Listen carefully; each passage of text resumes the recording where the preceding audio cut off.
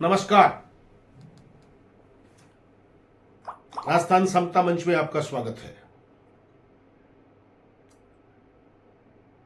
Media और राजनीतिक जानकारों की माने तो आज शाम या कल प्रातः भाजपा से बगावत कर राहुल कस्वा कांग्रेस का दामन दिल्ली में थाम सकते हैं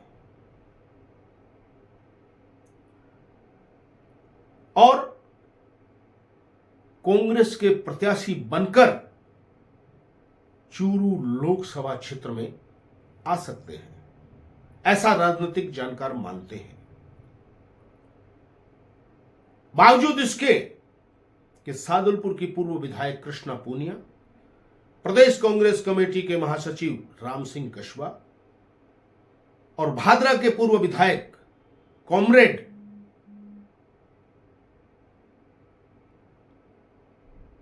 ये तीनों ही राहुल कस्वा को कांग्रेस में लेने का भारी विरोध कर रहे हैं।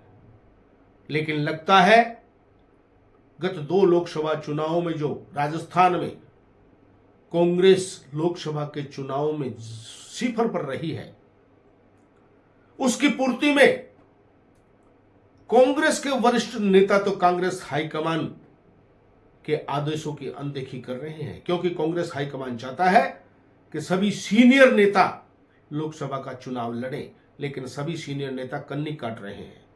ऐसे में राहुल कस्वा के रूप में कांग्रेस हाईकमान को एक तुरूप का पत्ता नजर आता है, जो कांग्रेस हाईकमान की लाज बचाने के लिए चूरू लोकसभा क्षेत्र में कांग्रेस का प्रतिनिधित्व करे, कांग्रेस की ओर से चुनाव लड़े। क्योंकि जो लोकप्रियता राहुल कस्वा की जाट समाज में है, उसमें अगर कांग्रेस के मुस्लिम, अनुसूचित जाति जनजाति और हर 36 कौम में जो कांग्रेस के प्रति डेडिकेटेड वोट हैं, वो राहुल कस्वा को मिल जाएंगे, तो ऐसा माना जाता है कि राहुल कस्वा चूरू लोकसभा क्षेत्र में एक बार फिर से सांसद बनकर जा सकते हैं, भाजपा से नहीं तो कांग्रेस से सही। लेकिन यहां सवाल उठता है कि फिर जो शादुलपुर की राजनीति नजदीकी से लोग जानते हैं, वर्षों से यहां कांग्रेस भाजपा के बजाय पूनिया बनाम कस्बा के नाम पर राजनीतिक गुट बने हुए हैं। भले ही गत विधानसभा चुनाव में राहुल कस्बा ने अपनी चतुराई से पूनिया छत्रपों में पूर्व विधायक नंदलाल पूनिया को भाजपा में शामिल करा लिया, कृष्णा पूनिया का भय दिखाकर, और उनके पुत्रवधू समुद्रा पूनिया को भारतीय जनता पार्टी से शादुलपुर का प्रत्याशी भी बना दिया, लेकिन चुनावी बैतरणी पार नहीं करा सके। अब ऐसे में जब राहुल कस्वा कांग्रेस के सांसद बनेंगे या कांग्रेस में शामिल हो जाएंगे, तो नंदलाल पूनिया जो आज भाजपा में है और कृष्णा पूनिया जो वहां कांग्रेस की बागडोर संभालती है, उनका भविष्य क्या होगा? क्या राहुल कस्वा के कांग्रेस में आने के बाद कृष्णा पूनिया भी अपनी राह बदल सकती है? पता नहीं, लेकिन अगर ऐसा होता है तो कोई आश्चर्य नहीं किया जाना चाहिए, क्योंकि वर्तमान में कांग्रेस भाजपा के सिद्धांत सिर्फ नाम के लिए हैं। हर व्यक्ति अपने व्यक्तिगत हित साधने के लिए हृदय परिवर्तन करता है, लेकिन कहता यही है के नीतियों से प्रभावित होकर हमने ऐसा किया है, जैसा महेंद्रजीत सिंह मालवीय ने किया है। 45 साल तक कांग्रेस में रहकर 65 वर्ष की उम्र में उनका हृदय परिवर्तन हुआ है। उन्होंने भाजपा का दामन थाम लिया है और भाजपा की सूची में, पहली सूची में, वे बांसवाड़ा डूंगरपुर से लोकसभा के प्रत्याशी भी घोषित कर दिए गए हैं। तो क्या कृष्णा पूनिया के लिए अब कांग्रेस में रहकर राजनीति करना आसान होगा? क्योंकि राहुल कस्वा जब कांग्रेस में आ रहे हैं और आमतौर पर लोग उनकी जीत भी सुनिश्चित मान रहे हैं, जब वो सांसद बन जाएंगे तो क्या अपनी नई टीम चूरू लोकसभा क्षेत्र के 8 ही विधानसभा क्षेत्र में नहीं बनाएंगे? इतिहास पर नजर डालें तो हर व्यक्ति स्थापित होने के बाद अपने नीचे के सभी क्षेत्रों पर अपनी व्यक्तिगत पसंद के व्यक्तियों को काबिज करवाना चाहता है। राहुल कस्बा भी अलग नहीं होंगे, ऐसा राजनीतिक जानकारों का मानना है। अब बात करते हैं, यदि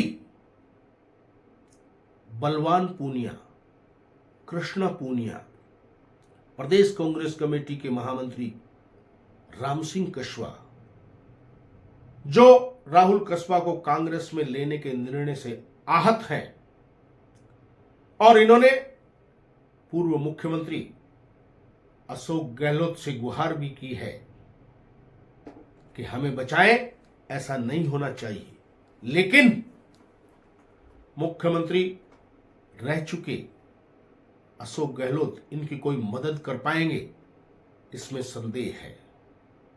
तो फिर एक विचार यह भी सामने आया है कि यदि चूरू और सीकर, इन दोनों में से कहीं भी कांग्रेस ने माकपा को समझौते में उम्मीदवार नहीं बनाया, तो बलवान पूनिया चूरू लोकसभा क्षेत्र से चुनावी मैदान में आ सकते हैं। और यदि बलवान पूनिया चूरू लोकसभा क्षेत्र में से मैदान में आते हैं तो भादरा, नौहर, तारानगर और शादुलपुर और कुछ सरदार शहर, जहां पर कॉमरेडों का अपना एक संगठन, चाहे छोटा हो चाहे बड़ा हो, है, और वो भी विशेषकर इस क्षेत्र में माकपा की कमान जाट समाज के लोगों के ही हाथ में है। यदि वे तीसरे उम्मीदवार के रूप में मैदान में आते हैं तो यह देखने वाली बात होगी कि वे नुकसान राहुल कस्बा को पहुंचाते हैं या भाजपा के देवेंद्र झाझड़िया का। हालांकि अभी ये तय नहीं है कि बलवान पूनिया चुनाव लड़ेंगे, लेकिन राजनीतिक जानकारों के अंदरूनी सूत्रों से कि अगर माने तो ऐसा हो सकता है। देखते हैं आने वाला वक्त चूरू लोकसभा क्षेत्र की राजनीति का ऊंट किस करवट बैठता है। लेकिन राहुल कस्बा के कांग्रेस में आने से कृष्णा पूनिया, तारानगर विधायक नरेंद्र बुडानिया, सरदार सर विधायक अनिल शर्मा, सुजानगढ़ विधायक मनोज मेघवाल, नौहर विधायक अमित चाचाड़, जो अपने अपने क्षेत्रों में चुनाव का मुख्य एजेंडा जाट बनाम अन्य पर रखते हैं, उनका भविष्य भी सुरक्षित रहेगा ये कहा नहीं जा सकता, क्योंकि राहुल कछवा और राम सिंह कछवा की अब तक की राजनीति पे गौर करें तो उन्होंने कभी भी किसी भी विधानसभा क्षेत्र में भारतीय जनता पार्टी के गैर जाट उम्मीदवार को अपने समाज के वोट दिलाने का गंभीर रूप से कभी भी प्रयास नहीं किया। तो क्या कांग्रेस में आकर सांसद बन जाने के बाद वे अमित चाचान, अनिल शर्मा, रफीक मंडेलिया और मनोज मेघवाल इनका कोई मदद कर सकेंगे? कस्बा समर्थक तो ये दावा करते हैं, लेकिन जैसे चूरू विधानसभा क्षेत्र की बात करें तो रफीक मंडेलिया जैसा भी है, जिस भी पोजीशन में है और जैसे भी संबोधनों से किसी समाज विशेष को पुकारता है, उन सब के बावजूद भी जाट समाज ने राजेंद्र राठौड़ के विरोध के नाम पर ही रफीक मंडेलिया को वोट दिया है, न कि कांग्रेस के नाम पर। तो राहुल कछवा कांग्रेस में आकर जब सामने कैंडिडेट रफीक मंडेलिया के जाट समाज का होगा तो क्या मदद कर पाएंगे रफीक मंडेलिया को? लगभग यही स्थिति सरदार शहर में अनिल शर्मा की है। वे भी वहां जाट बनाम अन्य की राजनीति पर ही उनके पिता के समय से ही काबिज है। और सुजानगढ़ में मास्टर भवनलाल मेघवाल इसी तरह की राजनीति करते रहे हैं। और अमित चाचान जो इस बार दोबारा विधायक चुने गए हैं, भले कम मतों से जीते हों, उनकी भी राजनीति का आधार विकास के स्थान पर जाट बनाम अन्य ही है। देखते हैं आने वाला समय क्या होगा। पहले तो राहुल कछवा आज या कल में कांग्रेस ज्वाइन करते हैं या नहीं करते हैं, और फिर कांग्रेस उन्हें उम्मीदवार बनाती है या नहीं बनाती है, ये सब भविष्य के गर्त में है।